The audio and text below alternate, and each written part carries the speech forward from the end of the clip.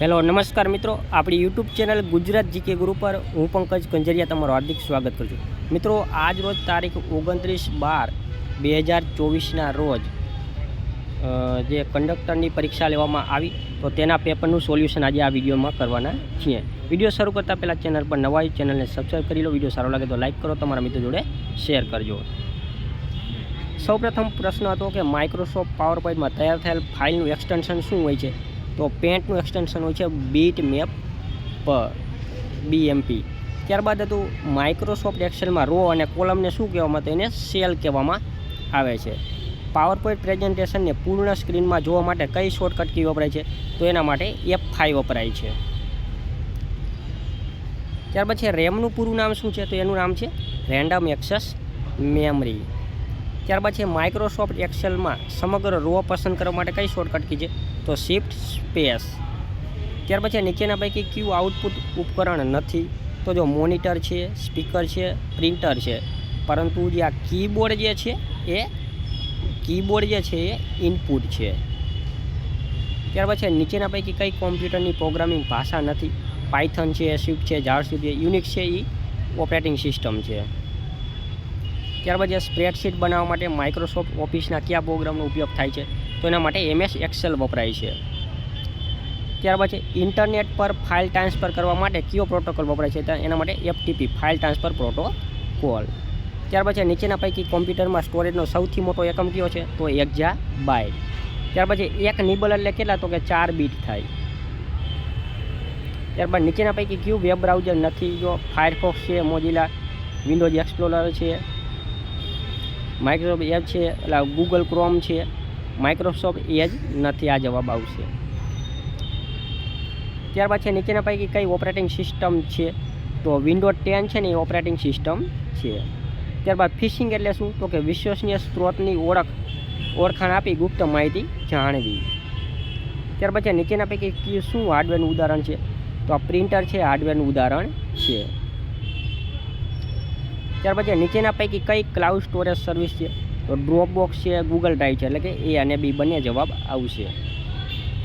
ત્યારબાદ નીચેના પૈકી કયો માલવેરનો પ્રકાર નથી? વાયરસ છે, વર્મ છે, ટ્રોજન હોર્સ છે, ફાયરવોલ છે. માલવેરનો પ્રકાર નથી. નીચેના પૈકી કયું કોમ્પ્યુટર મેમરીનો એક પ્રકાર નથી? તો જો રેમય મેમરી છે, રોમય છે, કેચ મેમરી છે. તો આપેલા પૈકી એક પણ નહીં. ત્યારબાદ કીબોર્ડમાં કોની ગોઠવણીના આધારે કયા લેઆઉટવાળું કીબોર્ડ ઉપલબ્ધ નથી? જો આઈ કીબોર્ડ આવે, આ પણ આવે છે. લગભગ આ એક B આમાં જવાબ આવશે. ત્યારબાદ CD રોમનો મતલબ શું થાય? તો કે કોમ્પેક્ટ ડિસ્ક આમાં છે. જો આ B છે, compact disc read only memory. ત્યારબાદ નવેમ્બર 2024માં ગુજરાતી ખાલી જગ્યા કળાને GI ટેગ મળ્યો છે. તો એ ઘર ચોળાને. પ્રસિદ્ધ પર્યટન સ્થળ ધોળાવીરા કચ્છ જિલ્લાના કયા તાલુકામાં આવેલ છે? તો એ ભચાઉ તાલુકામાં આવેલ છે. નીચેના પૈકી કયા ગુજરાતી ખેલાડીએ વર્ષ 2024ના પેરિસ ઓલિમ્પિકમાં ભાગ લીધો નથી? તો માનવ ઠક્કર. હાલમાં અમેરિકાની રાષ્ટ્રપતિની ચૂંટણીમાં વિજેતા બનેલ ડોનાલ્ડ ટ્રમ્પ કઈ પાર્ટીના સત્તાવાર રાષ્ટ્રપતિ ઉમેદવાર છે? તો એ છે ડેમોક્રેટિક પાર્ટીના ઉમેદવાર હતા. એક દેશ એક ચૂંટણી વિચાર અંતર્ગત બનેલા હાઈ લેવલ સમિતિના અધ્યક્ષ કોણ છે? તો એ છે દિનેશ ગોસ્વામી. નીચેના પૈકી જિલ્લા અને તેમાં સ્થિતિ તાલુકાની કઈ જોડી યોગ્ય નથી? તો નિઝર તાલુકો તાપીમાં આવેલો, સાચું છે. ગોંડલ રાજકોટમાં આવી, સાચું છે. તલોદ સાબરકાંઠામાં આવેલો, દિયોદર જામનગરમાં આવેલો નથી. આ ખોટું છે. ત્યાર પછી ગુજરાતનો નીચેના પૈકી કયો જિલ્લો સમુદ્ર સ્પર્શ? જો અમરેલીમાં છે, CRB આટલી બધું અમરેલી જિલ્લામાં આવ્યું. વલસાડમાં છે, પછી નવસારીમાં છે. તાપીમાં દરિયા કિનારો નથી. તાપી જે એમાં નદી વહે છે. અહીંયા ગુજરાતનો કયો જિલ્લો કેન્દ્રમાં આકાંક્ષી જિલ્લા કાર્યક્રમ આસ્પિરેશન ડિસ્ટ્રિક્ટ પ્રોગ્રામમાં સમાવેશ છે? તો એ નર્મદા જિલ્લો છે આપણા ગુજરાતમાં. ગુજરાતનું નીચેના પૈકી કયું સ્થળ યુનેસ્કો વર્લ્ડ હેરિટેજ સ્થળમાં સમાવેશ છે? તો જો ચાંપાનેર છે, ધોળાવીરા છે, પાટણની રાણકી વાવ છે. આપેલ તમામ. ત્યારબાદ ગાંધીજી દ્વારા ગુજરાત વિદ્યાપીઠની સ્થાપના ક્યારે કરી? 1920માં ગુજરાત વિદ્યાપીઠની સ્થાપના કરવામાં આવી હતી. ત્યારબાદ સ્વતંત્ર ભારતના પ્રથમ મહિલા મુખ્યમંત્રી કોણ હતા? તો શ્રીમતી સુચિતા કુપલાણી પ્રથમ મુખ્યમંત્રી હતા મહિલા, અને શ્રીમતી સરોજિની નાયડુ પ્રથમ ગવર્નર હતા મહિલા.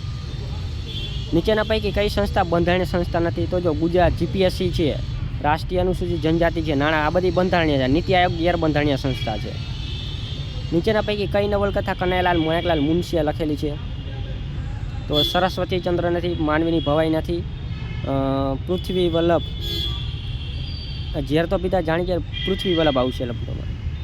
સૌથી તાજેતરમાં નીચેના પૈકી કયા ગુજરાતી સર્જકને જ્ઞાનપીઠ પુરસ્કાર મળેલો? તો જો સૌપ્રથમ ઉમાશંકર જોશીને મળેલો, પછી પન્નાલાલ પટેલને મળેલો, પછી રાજેન્દ્ર શાન, છેલ્લે રઘુવીર ચૌધરીને મળેલો છે. ગાંધીજી દ્વારા ભારતમાં પ્રથમ આમરંદ ઉપવાસ ક્યારે કરવામાં આવ્યા?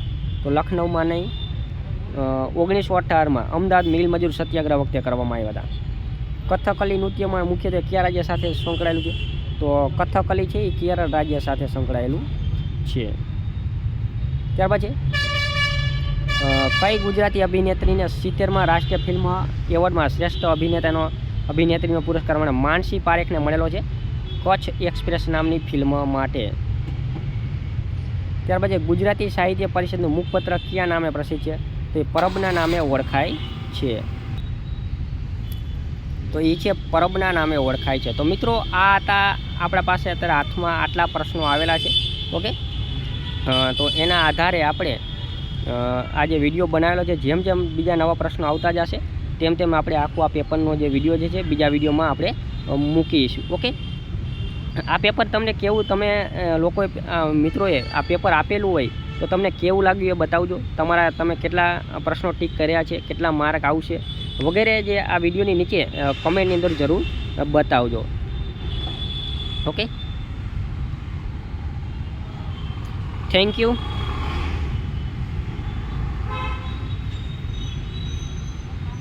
આમાં જો કમ્પ્યુટરના જે છે 20 સવાલો પૂછ્યા હતા, કમ્પ્યુટરના 20 સવાલો હતા, રોડ સેફ્ટીના 10 સવાલો હતા, ગુજરાતીના 10 સવાલ હતા, પછી ગણિતના 10 સવાલ. જો કમ્પ્યુટર ઇઝી હતું, ગણિતના 1 કે 2 થોડા કટપટ હતા, બાકી બધાય સહેલા પ્રશ્નો હતા. ગુજરાતી પણ સહેલા જેવું હતું.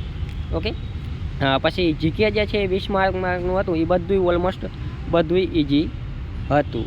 અને 20 જે રોડ સેફ્ટી અને 20 માર્કનું જે છે નિગમને લગતું પ્રશ્ન, એ બધું પણ મોટાભાગનું એવરેજ પ્રશ્નો હતો. એક જે આ રોડ સેફ્ટીવાળું જે છે એ થોડાક ક્વેશ્ચનો અટપટા હોય એવું મને લાગી રહ્યું છે આ પેપરના અંદર. ઓકે, તો તમારા કોઈ પણ કોમેન્ટ હોય, તમારા કોઈ પ્રશ્ન હોય તો કોમેન્ટની અંદર જરૂર બતાવજો. કેવું પેપર લાગ્યું એ પણ તમે કોમેન્ટની અંદર જરૂર બતાવજો. ઓકે.